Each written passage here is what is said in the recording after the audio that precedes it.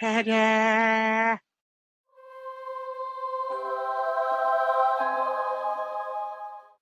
For this 3-minute rules, we will be looking at the movement phase, and the third sub-phase, the compulsory movement phase. More specifically, we will look at move fleeing units and other compulsory moves. All of this can be found on page 25 of the 8th edition rulebook. We may begin with move fleeing units.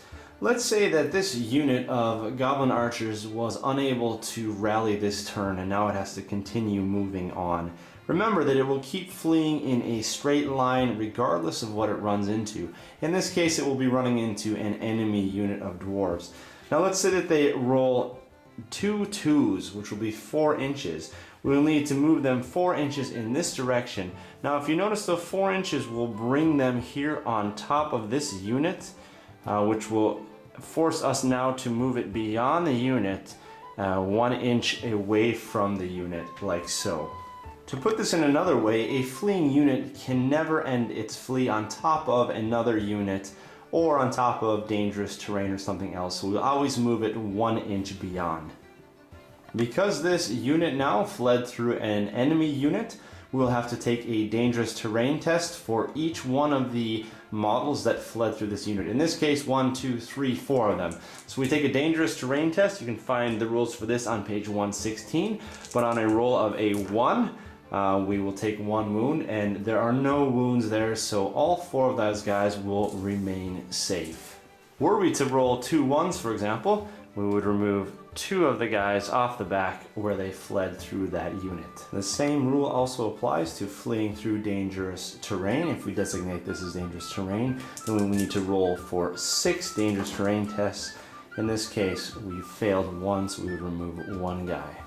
In addition, if a unit flees through a piece of terrain such as this hedge that is not considered dangerous terrain, no dangerous terrain test is required. Furthermore, were this unit to flee and continue to flee through its own unit, no dangerous terrain test is required because it's friendly, but this unit will have to roll its own panic test as it has been fled through. If we do that now, we see we get a 9, so they would also fail and they would begin to flee away from the nearest enemy. And finally, any unit that in its fleeing comes into contact with the edge of the board is immediately removed from play. Most of your compulsory moves will now consist of either rallying fleeing units or moving fleeing units.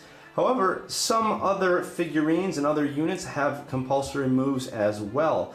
In this case, you would now move on to other compulsory moves.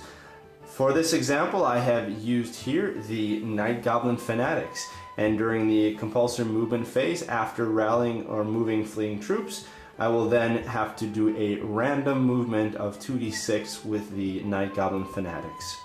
Now these moves and these compulsory movements should all be spelled out clearly in the different army books for the army that you are using, so please be sure to consult that army book. With that, we come to the conclusion of this 3-minute rules on the movement phase and the third subphase, compulsory moves, especially moving fleeing units, and other compulsory moves. Thank you for joining us here at Grey Army Gaming, where Grey can always play.